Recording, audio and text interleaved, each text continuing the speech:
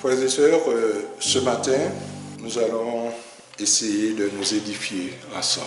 Dans le livre de Jean, au chapitre 15, à partir du verset 4 et 5, il nous est dit « Demeurez en moi et je demeurerai en vous ». Qu'est-ce qui nous est demandé ici? Demeurez en moi. Le moi, c'est qui? Jésus, le seul à qui nous devons demeurer. Demeurez en moi et je demeurerai en vous. Il donne l'exemple. Comme les sarments ne peuvent de lui-même porter du fruit s'ils ne demeurent attachés au cep. Ainsi, vous ne pouvez non plus si vous ne demeurez en moi. Les sarments, ce sont les branches de la vigne. Il y a le cep, c'est le tronc. Et si un sarment n'est pas attaché au cep, qu'est-ce qui arrive à ce sarment? Il se dessèche et ne sert plus à rien. Donc le Seigneur nous demande de nous attacher à lui comme ce sarment est attaché au cep. Et pourquoi devrions-nous nous attacher au Seigneur?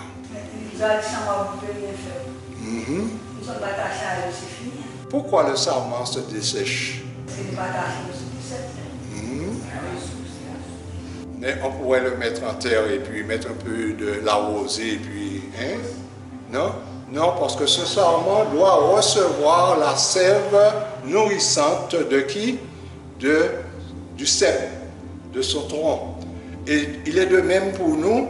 Nous ne devons pas être détachés du Christ en aucun moment. Car ce serait couper cette sève, cette nourriture qui nous nourrit et qui nous emmène à avoir une relation étroite avec le Seigneur. Au verset 5, il est dit « Je suis le cep, vous êtes les sarments. Celui qui demeure en moi et en qui je demeure, fait quoi? Porte beaucoup de fruits. Car sans moi, vous ne pouvez rien faire. » Nous comprenons ça? Que sans Christ en nous, nous ne pouvons rien faire. Dans le livre de Romains, au chapitre 3, le verset 10 à 12, chapitre 3, les versets 10 à 12, selon qu'il est écrit, dit la parole de Dieu, « Il n'y a point de juste, pas même un seul. Nul n'est intelligent, nul ne cherche Dieu. Tous sont égarés, tous sont pervertis. Il n'en est aucun qui fasse le bien. » Sommes-nous des égarés? Nous étions, cependant. Nous étions. Mais à partir du moment que nous avons rencontré Christ, nous ne sommes plus. Et nous allons voir un peu plus loin notre situation d'avant. Dans le psaume 14, le verset 2-3, psaume 14, la parole de l'Éternel se réitère. Psaume 14, le verset 2 et 3. Il est dit, « L'Éternel du haut des cieux regarde les fils de l'homme pour voir s'il y a quelqu'un qui soit intelligent, qui cherche Dieu. » Et qu'est-ce qu'il constate? Tous sont égarés, tous sont pervertis. Il n'en est aucun qui fasse le bien, pas même un seul. Comment voulez-vous que nous, sans Christ, nous fassions quelque chose? Comment voulez-vous que sans l'attachement au Christ, nous puissions arriver à quelque chose? Dans le livre de la Genèse, ce n'est pas d'aujourd'hui, frères et sœurs. Dans le livre de la Genèse, au chapitre 2, au chapitre 6 plutôt, Genèse, chapitre 6 et le verset 5. C'était, pour ainsi dire, à l'aube de la création. Il n'y avait pas 6000 ans d'existence comme aujourd'hui. C'était à l'aube de la création. Le Seigneur fit ce constat. Et il est dit au verset 5, « L'Éternel vit que la méchanceté des hommes était grande sur la terre, et que toutes les pensées de leur cœur se portaient chaque jour uniquement vers quoi? Vers le bien? Uniquement. Depuis quelle époque? depuis à l'aube de la création. Aujourd'hui, nous vivons 6000 ans dans la dégénérescence du péché. Que dirait le Seigneur à la journée d'aujourd'hui lorsqu'il regarde la terre, lorsqu'il constate si depuis du temps de Noé, les pensées du cœur de l'homme se portaient uniquement vers le mal? Est-ce que l'homme a changé? Est-ce que l'homme s'est amélioré? Aujourd'hui, c'est pire encore. Aujourd'hui, la conversion d'une âme révèle un miracle. On peut dire que c'est un miracle lorsque quelqu'un laisse le monde, laisse les attraits de l'ennemi pour se faire enfant de Dieu. Dans le livre de la Genèse, toujours dans Genèse au chapitre 3 et le verset 9, il est dit, mais l'Éternel Dieu appela l'homme et lui dit, où es-tu? Nous sommes au début de la création. Pourquoi le Seigneur a appelé l'homme pour lui demander, où es-tu? Alors qu'il avait l'habitude de descendre chaque soir pour pouvoir converser avec l'homme. Pourquoi ce soir-là, le Seigneur a dû parcourir le jardin pour pouvoir chercher l'homme? Il n'a pas trouvé l'homme à sa place. Pour quelle raison? L'homme avait désobéi. L'homme avait transgressé la loi de l'Éternel. L'homme avait péché. Et après le péché, qu'a-t-il trouvé bon de faire? Eh bien, nous allons lire la suite du verset. Il a dit, mais l'Éternel Dieu appela l'homme au verset 9 et lui dit, où es-tu? Il répondit, j'ai entendu ta voix dans le jardin et j'ai eu peur parce que je suis nu et je me suis caché. Cela veut dire quoi? À partir de ce moment-là, l'homme ne voulait plus rien avoir avec Dieu. Il s'est caché. Il aurait pu peut-être dire, Seigneur, j'ai péché, pardonne-moi. Non, il s'est caché. Et c'est qui a fait la démarche? L'homme qui a fait la démarche? Non, c'est Dieu qui a cherché l'homme. C'est dans son amour, il a manifesté de l'amour encore envers l'homme pécheur pour pouvoir le sauver de cette situation-là. Il l'appela, Adam, où es-tu? À ce moment-là, qu'est-ce que Adam pouvait faire pour lui-même? Il était voué à la mort et il ne pouvait rien faire pour lui-même. Dans le livre Patriarches et Prophètes à la page 342, il nous est dit ceci. Depuis le péché de nos premiers parents, il n'y a plus eu de communication directe entre Dieu et l'homme. C'est entre les mains de son Fils que le Père a remis le monde pour le racheter par son œuvre de médiatrice. Tout en revendiquant la sainteté et l'autorité de sa loi, toutes les relations qui ont été établies entre le ciel et notre humanité déchue ont eu le Fils de Dieu pour médiateur, pour intermédiaire plutôt. C'est le Fils de Dieu qui fit la promesse de la rédemption à nos premiers parents. Et c'est lui qui se révéla aux patriarches Adam, Noé, Abraham, Isaac, Jacob et Moïse. Connaissant l'Évangile, il attendait leur salut d'un substitut qui se porterait garant de l'humanité. Il s'entretenait avec celui qui devait s'incarner ici-bas et quelques-uns d'entre eux ont même parlé face à face avec les anges, avec ces anges. Donc nous voyons que à partir de ce moment-là, il n'y a eu plus de relation entre Dieu lui-même et les pécheurs, Adam. Et ce n'est que c'est Jésus, à ce moment-là, qui a pris la responsabilité de sauver cette race perdue. Dans le livre d'Ésaïe, au chapitre 65, à partir du verset 1er. Le Seigneur dit ici, « J'ai exaucé ceux qui ne demandaient rien. » Qu'est-ce qu'avait demandé Adam? Ne s'était-il pas caché loin de la face de Dieu? Dieu l'a ramené vers le salut. Aujourd'hui encore, il y en a de ceux qui ne demandent rien à Dieu et vivent leur vie dans le monde. Et le Seigneur dit, « J'ai exaucé ceux qui ne me demandaient rien. Je me suis laissé trouver par ceux qui ne me cherchaient pas. J'ai dit, me voici à une nation qui ne s'appelait pas par mon nom. J'ai tendu ma main tous les jours vers un peuple rebelle qui marchait dans une mauvaise voie au gré de leurs pensées. » Voilà ce que le Seigneur a fait. Et aujourd'hui encore, frères et sœurs, nous sommes comme Adam. Nous nous cachons. Quelquefois, nous ne voulons, lorsque, à travers les difficultés, nous ne voulons pas voir la main de Dieu qui est tendue vers nous. Nous sommes en train de nous cacher, mais le Seigneur, à travers son amour, qu'est-ce qu'il dit? Il nous tend la main, il nous exauce.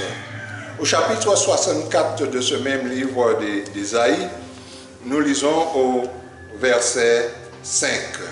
Nous sommes tous, nous est-il dit, comme des impurs, et toute notre justice est comme un vêtement, comment? Souillé. Nous sommes tous flétris, comme une feuille, merci, et nos crimes nous emportent comme le vent. Voilà dans quelles conditions nous nous trouvons devant le Seigneur. Et cependant, le Seigneur ne regarde pas à tout cela. Il nous a aimés depuis la création. Et il veut tout faire pour que nous lui appartenons. À quelque part, il est dit, voyez quel amour le Père nous a témoigné pour que nous soyons appelés enfants de Dieu. Et nous le sommes. À partir du moment que nous l'avons reçu comme notre sauveur personnel, nous sommes enfants de Dieu. Paul dit dans Romains au chapitre 7, et nous lirons à partir du verset 14 jusqu'au verset 25. Nous savons en effet que la loi est spirituelle, mais moi je suis charnel, vendu au péché. Qui c'est qui parle ici? Paul dit que la loi est spirituelle, mais lui-même, il est comment? Charnel, vendu au péché. Sommes-nous autre chose aujourd'hui? Non. Car je ne sais pas ce que je fais. Je ne fais point ce que je veux et je fais ce que je hais. N'est-ce pas? Il ne nous arrive pas de faire des choses et puis après on se dit, mais pourquoi? Pourquoi j'ai dit ça? Pourquoi j'ai fait ça? N'est-ce pas? On regrette d'avoir fait. On n'a pas voulu, au moment où nous parlons, nous ne voulons pas sortir des choses mauvaises et cependant la chose sort parce qu'on est charnel. Au verset 16, il est dit, « Or, si je fais ce que je ne veux pas, je reconnais par là que la loi est bonne. Et maintenant, ce n'est plus moi qui le fais, mais c'est le péché qui habite en moi. Ce qui est bon, je le sais, n'habite pas en moi, c'est-à-dire dans ma chair. Mais j'ai la volonté, mais non le pouvoir de faire le bien. » Alors, cela veut dire que nous ne pouvons pas faire le bien, frères et sœurs, n'est-ce pas? J'ai le pouvoir, il est dit, j'ai la volonté, mais je n'ai pas le pouvoir de faire le bien. Alors, qu'est-ce que vous me répondez là ce matin? On ne peut pas faire le bien, c'est ça Jésus. De nous-mêmes, frères et sœurs, nous ne pouvons pas aimer, nous ne pouvons pas faire du bien aux autres, nous ne pouvons rien faire de bien, mais avec l'Esprit de Jésus en nous, eh bien, nous allons avoir les sentiments qui étaient en Jésus-Christ. Et ce n'est que, car le Christ le dit, sans moi, vous ne pouvez rien faire. Sans le Christ, on va pouvoir faire des choses avec le monde, se faire un nom dans le monde, on va pouvoir faire beaucoup de choses. Mais pour notre salut, pour la vie éternelle, que pourrions-nous faire? Alors que nous serions un grand homme dans le monde, mais que serons-nous devant le Seigneur? Néant. Au verset 19, il a dit, car je ne fais pas le bien que je veux, et je fais le mal que je ne veux pas. Et si je fais ce que je ne veux pas, ce n'est plus moi qui le fais, c'est le péché qui habite en moi. Je trouve donc en moi cette loi, quand je veux faire le bien, le mal est attaché à moi. C'est car je prends plaisir à la loi de Dieu selon l'homme intérieur. Mais je vois dans mes membres une autre loi qui lutte contre la loi de mon entendement et qui me rend captif de la loi du péché qui est dans mes membres. Misérable, dit-il, que je suis, qui me délivrera du corps de cette mort? Il répond à la question qu'il a lui-même posée au verset 25. Grâce soit rendue à Dieu par Jésus-Christ, notre Seigneur. Seul Jésus peut nous délivrer de cette situation-là. Alors, un jour, on amena une foule, toute une foule avec, pour ainsi dire, toutes les classes de la société, amena à Jésus une femme, disent-ils, trouvée en flagrant délit d'adultère. Ils ont leur pierre à la main, prête à lapider cette femme, parce qu'elle est une grande pécheresse. Et ils emmenèrent pour éprouver Jésus. C'était la loi. Il fallait lapider effectivement de telles femmes. Et ils emmenèrent à Jésus, cette femme, lui citèrent la loi de Moïse, disant que Moïse, dans la loi, Moïse dit qu'il faut lapider telle femme. Jésus ne répondit rien. Il se baissa sur le sol et écrivit. Qu'est-ce qu'il écrivait? Qu'est-ce qu'il écrivait? Comment? Oui, leur péché. À eux tous là. Parce qu'ils n'étaient pas plus clean que la femme qu'ils ont emmenée. Ils méritaient d'être lapidés aussi, n'est-ce pas? Et finalement, que dis-tu, Jésus?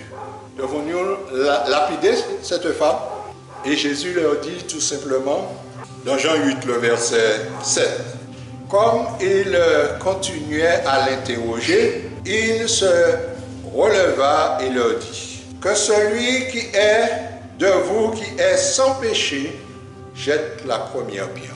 Ils étaient nombreux, touchés dans leur conscience, mais je ne suis pas clean, je ne suis pas sans péché, comment pourrais-je lui jeter la première pierre? Ils étaient embarrassés et l'un après l'autre, du plus grand au plus petit, ils lâchaient leurs pierres et s'en allaient. Et Jésus resta seul avec la femme. Et Jésus lui dit, femme, où sont ceux qui t'accusaient? Personne ne t'a-t-il condamné? Et la femme dit, non Seigneur, moi non plus, je ne te condamne pas. Va et ne pêche plus. C'est ainsi que le Seigneur agit avec nous encore à la journée d'aujourd'hui, frères et sœurs. Nous ne sommes pas clean devant le Seigneur. Le Seigneur voit nos luttes, il voit nos difficultés, il voit lorsque nous avons péché et que nous regrettons de ce que nous avons agi de la sorte. Il voit qu'il y a une lutte au-dedans de nous. Et il nous dit, je ne te condamne pas, va et ne pêche plus. Dans Romains chapitre 3, le verset 23, car il est dit, tous ont péché et sont privés de la gloire de Dieu. Tous. Il n'y a pas un qui n'a pas péché. Tous, nous sommes des pécheurs et nous sommes privés de la gloire de Dieu. 1 Jean chapitre 1er, le verset 7 à 10. Mais si nous marchons dans la lumière comme il est lui-même dans la lumière, nous sommes mutuellement en communion et le sang de Jésus, son Fils, nous purifie de tout péché. À quel moment le sang de Jésus peut nous purifier de tout péché? Lorsque nous avons accepté Christ et que nous marchons dans sa lumière.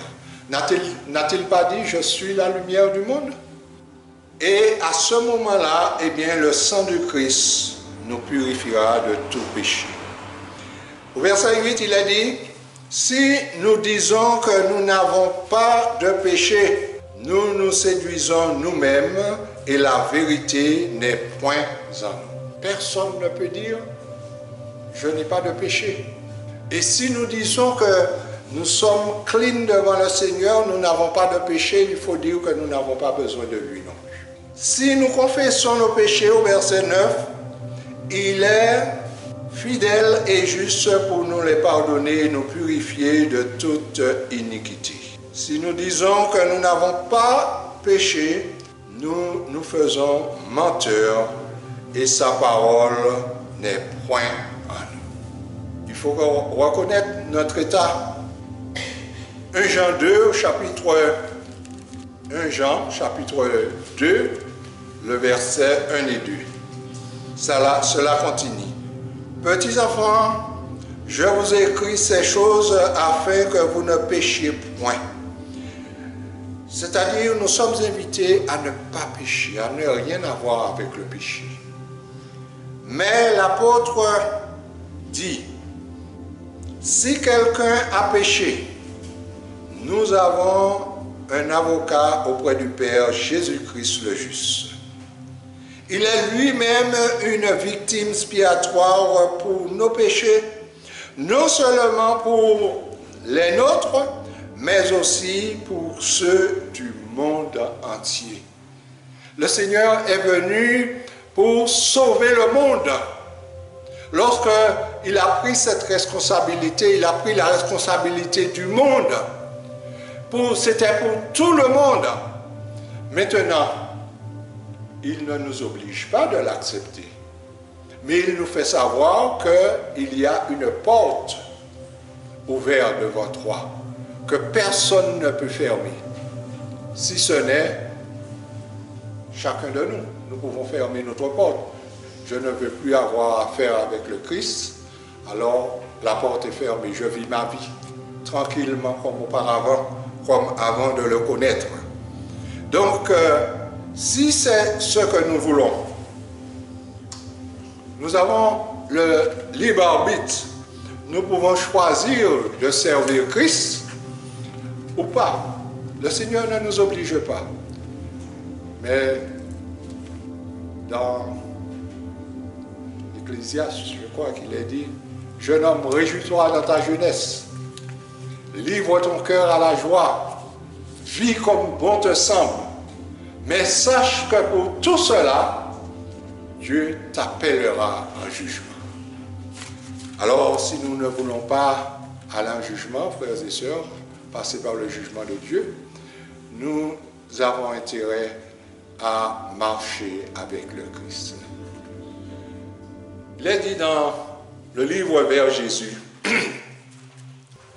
il n'est personne, il est des personnes qui ont appris à connaître l'amour et le pardon de Jésus-Christ et qui désirent sincèrement être des enfants de Dieu. Ils ont appris à connaître l'amour et le pardon de Jésus et ils désirent sincèrement, n'est-ce pas notre cas, d'être enfants de Dieu? Toutefois, elles voient leur imperfection et leur caractère elles voient les imperfections de leur caractère et les insuffisances de leur vie. N'est-ce pas ce que nous voyons chaque jour lorsque nous nous examinons? Souvent, moi-même je le dis, lorsque le Seigneur me parle, on m'a dit, ah, foutre-moi loin. On se voit loin, on ne se voit pas tout près du Seigneur par rapport à son amour, à son imperfection. Mais ce n'est pas parce que nous nous voyons loin qu'il faut lâcher l'affaire. Il faut poursuivre, il faut reprendre la vigueur que le Seigneur nous donne, puisque c'est lui qui produit en nous le vouloir et le faire. Alors, je reprends. Toutefois, elles voient les imperfections de leur caractère et les insuffisances de leur vie, et elles en viennent à douter de la réalité de leur régénération par le Saint-Esprit. Je leur dirai, ne vous laissez pas abattre. Ce n'est pas parce que nous voyons notre faiblesse que nous devons nous laisser abattre. C'est une bonne chose que nous voyons notre faiblesse. Parce que si nous ne voyons pas notre faiblesse, nous dirons, ah, je suis bien devant le Seigneur. On n'aurait pas à faire d'efforts encore. Mais lorsque nous voyons notre faiblesse, eh bien, nous allons nous redoubler, nous remettre en prière. Prier sans cesse, c'est ce que la Bible nous dit. Et c'est par la prière que nous pouvons nous unir à notre Seigneur. Il a dit, nous devrons souvent nous prosterner aux pieds de Jésus pour y venir pleurer sur notre manquement et nos erreurs. Lorsque nous allons aux pieds de Jésus, c'est pour quoi faire? Ce n'est pas pour lui demander des choses, mais c'est pour pleurer sur notre manquement, sur notre faiblesse, sur ce que nous voulons réaliser et que nous n'arrivons pas à réaliser. Il est dit, nous devons souvent nous prosterner aux pieds de Jésus pour y venir pleurer sur nos manquements et nos erreurs, mais ce n'est pas une raison pour nous laisser aller au découragement. Même si nous nous sentons faibles, nous ne devons pas nous laisser aller au découragement.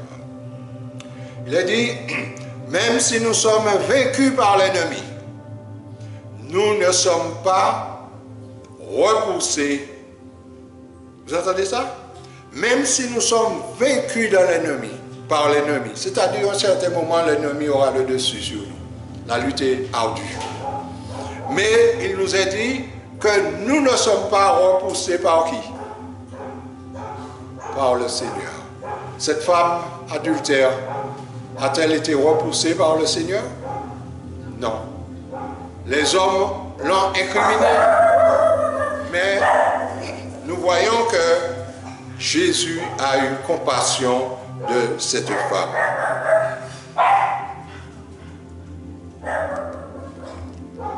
Non, Jésus-Christ est à la droite de Dieu et il intercède en notre faveur. Les disciples bien-aimés disaient, « Je vous écris ces choses afin que vous ne péchiez point, et si quelqu'un pêche, nous avons un avocat auprès du Père, Jésus-Christ, le juste. » N'oubliez pas ces paroles du Sauveur. Le Père lui-même vous aime. Jean chapitre 16, le verset 27. Il désire vous ramener à lui et voir reproduire en vous sa pureté et sa sainteté. Si seulement vous consentez à vous remettre entre ses mains, celui qui a commencé en vous cette bonne œuvre la perfectionnera jusqu'au jour de Jésus-Christ. Priez avec plus d'ardeur. Priez avec quoi? Avec plus d'ardeur, que votre confiance soit implicite, c'est-à-dire notre foi soit plus grande, que votre confiance soit implicite à mesure que nous avons lieu de nous défiés de notre propre force, apprenons à nous confier en celle de notre Rédempteur et nous glorifierons celui qui est notre vie et notre joie. Ainsi, frères et sœurs, je pense que nous ne pouvons croire que nous allons à un certain moment nous décourager de quoi que ce soit. Parce que le Seigneur nous dit tout. Il nous dit que nous n'avons pas à nous décourager. Dans le livre d'Éphésiens au chapitre 2, Éphésiens chapitre 2, nous allons prendre à partir du verset 1er jusqu'au verset 2. L'apôtre déclare, vous étiez morts par vos offenses et par vos péchés. Comment étions-nous? Morts par nos offenses, car nous avons souvent offensé Dieu, et par nos péchés, dans laquelle vous marchiez autrefois selon le train de ce monde, selon le prince de la puissance de l'air et de l'esprit qui agit maintenant dans les fils de la rébellion. Nous tous aussi nous étions de leur nombre, et nous vivions autrefois selon les convoitises de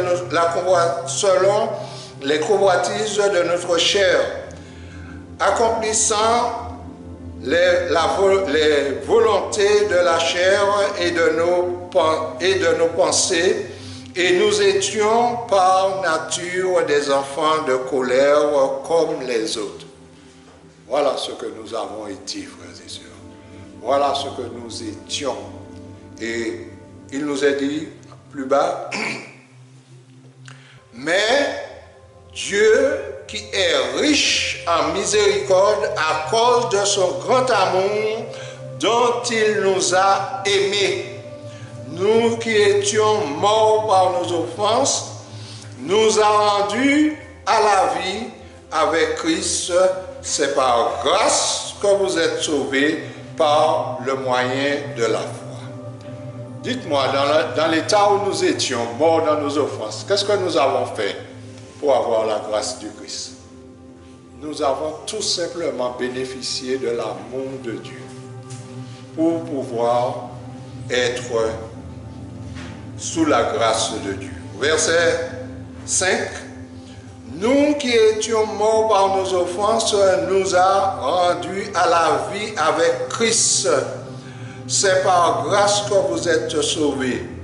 Il nous a ressuscités ensemble et nous a fait asseoir ensemble dans le lieu céleste en Jésus-Christ, afin de montrer dans ce siècle, dans les siècles à venir, l'infinie richesse de sa grâce par sa bonté envers nous en Jésus-Christ. Car c'est par grâce que vous êtes sauvés, par le moyen de la foi. Cela ne vient pas de vous, c'est un don de Dieu. Vous entendez ça? Vous êtes sauvés par grâce, par le moyen de la foi. On nous demande d'avoir la foi. Et l'apôtre nous dit que même cela, ça ne vient pas de nous. C'est Dieu qui a placé ça en nous. Nous comprenons ça? Combien nous sommes privilégiés? Ce n'est point par les œuvres, afin que personne ne se glorifie. Qu'est-ce que l'on peut faire pour avoir la grâce, pour mériter la grâce de Dieu? Quelle œuvre, quel sacrifice on peut faire? Rien du tout. Tout cela nous est donné gratuitement en notre Seigneur Jésus-Christ. Au verset 12 et 13 de ce même livre, il nous est dit, maintenant, frères et sœurs, des fois nous agissons comme si aujourd'hui nous sommes chrétiens, nous sommes supérieurs aux autres, nous sommes déjà sauvés et nous oublions notre passé, d'où nous venons. Mais au verset 11, il nous dit, c'est pourquoi autrefois, païens dans la chair, appelés incirconcis par ceux qui sont appelés circoncis et qui le sont de la chair, en la chair, par les mains de l'homme, souvenez-vous que vous étiez en ce temps-là sans Christ, privés du droit de cité en Israël, étrangers aux alliances de la promesse, sans espérance et sans Dieu dans le monde. Voilà comment nous étions. Donc nous devons nous souvenir de ça lorsque nous voyons quelqu'un dans la misère, lorsque nous voyons quelqu'un dans le péché. Nous devons nous souvenir que nous étions là aussi, à sa place. Mais maintenant, en Jésus-Christ, au verset 13, vous qui étiez jadis éloignés, vous avez été rapprochés par le sang de Christ. Car il est notre paix, lui qui des deux en a fait qu'un et qui a renversé le mur de séparation et de séparation d'inimitié, pardon.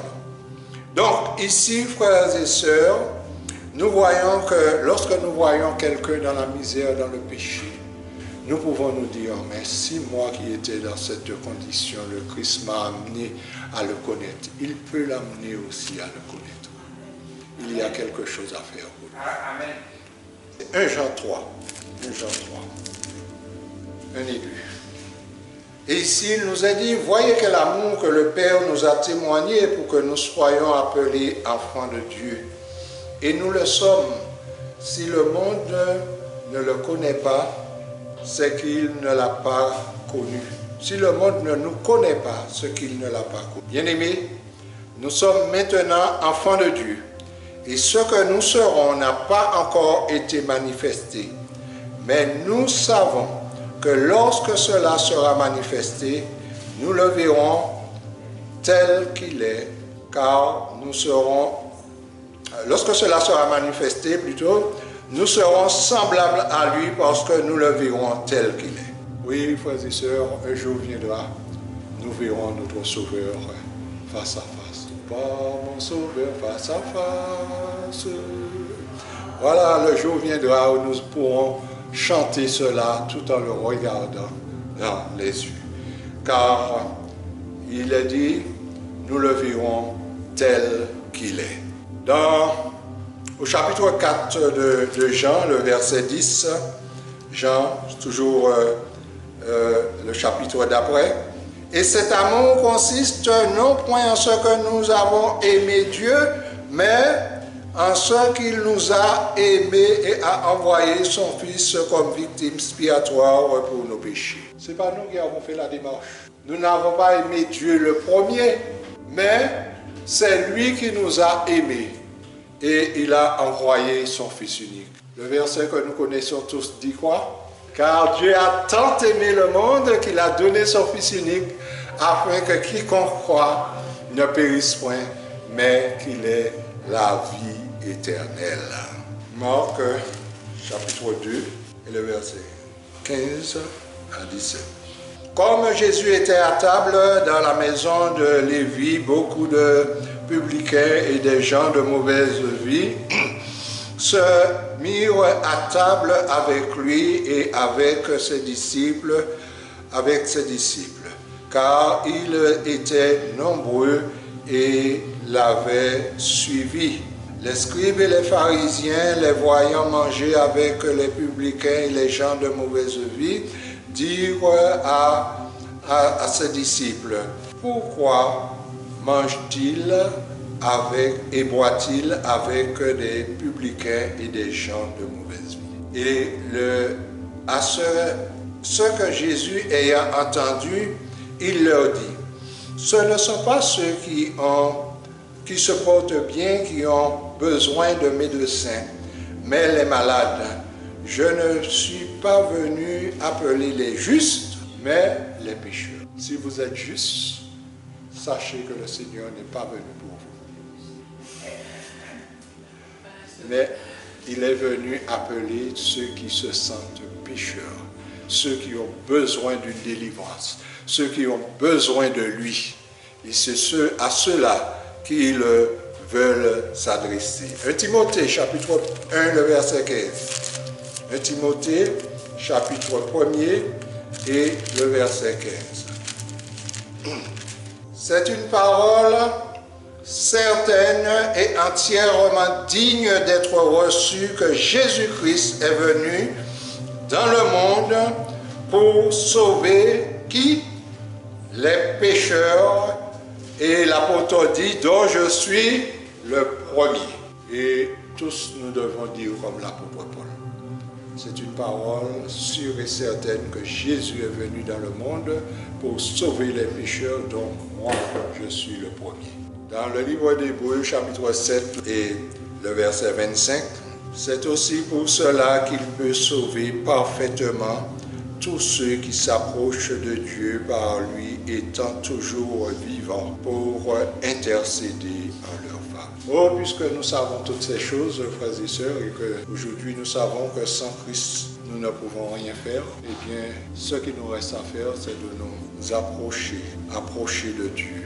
Et il nous purifiera de tout péché, de toute souillure. Nous revenons dans le livre de Philippiens.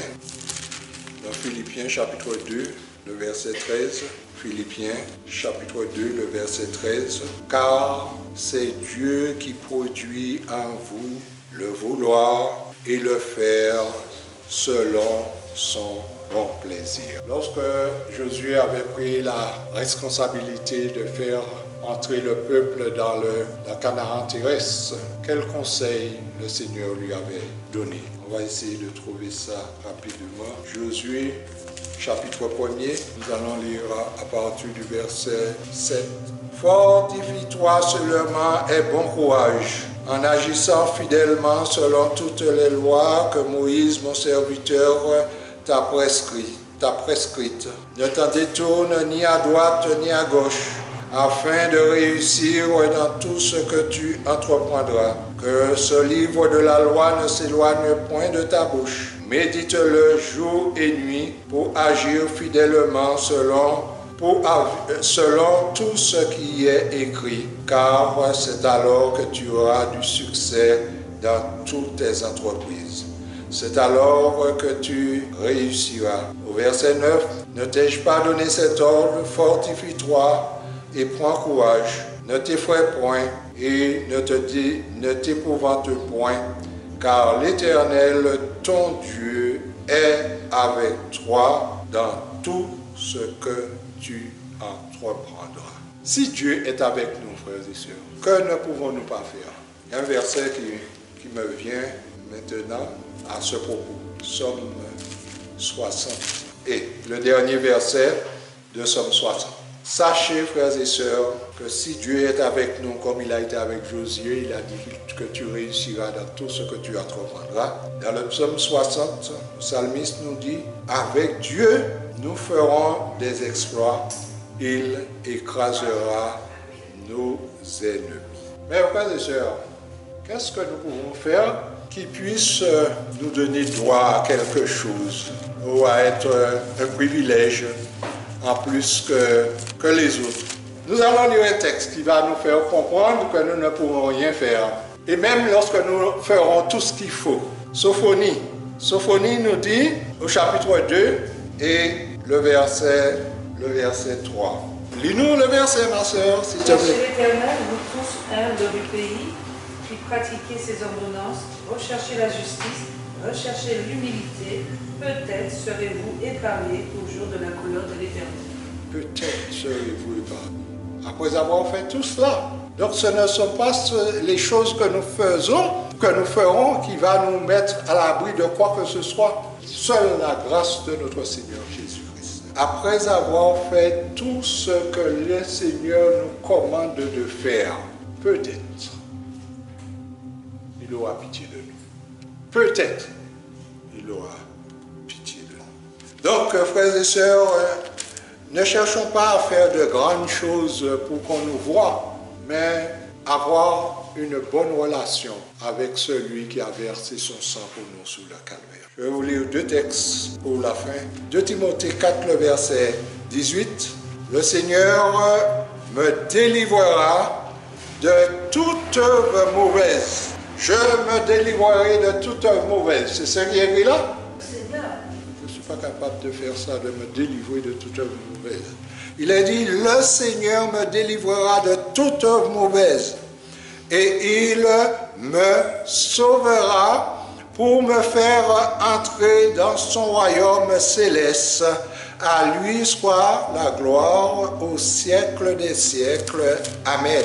1 Pierre 5, le dernier verset, 10 et 11. Le Dieu de toute grâce, qui vous a appelé en Jésus-Christ à sa gloire éternelle, après que vous ayez souffert un peu de temps, vous perfectionnera lui-même, vous affirmera, vous fortifiera, vous rendra inébranlable. Vous avez compris ça? Vous avez entendu? Qu'est-ce que Dieu fera? Le Dieu de toute grâce, qui vous a appelé, premièrement, c'est lui qui nous a appelés en Jésus-Christ, ou à sa gloire éternelle, après que vous ayez souffert un peu de temps, c'est-à-dire le petit passage de la terre là. Ouais, c'est ce qu'on appelle souffert un peu de temps, notre pèlerinage sur la terre. Vous perfectionnera, vous affermira, vous fortifiera et vous rendra inébranlable. À lui soit la puissance au siècle des siècles. Amen. Que Dieu nous bénisse, frères et sœurs, que Dieu nous fortifie et que nous puissions trouver un encouragement à travers ce message pour pouvoir persévérer, pour pouvoir continuer, même si la lutte est dure, même si nous tombons. La seule chose que nous ne devons pas faire, c'est de rester à terre. Il faut se relever, repartir, ravir, marcher sur le genou s'il le faut pour y arriver. Et le Seigneur fera le reste pour nous. C'est ma prière pour vous. Amen.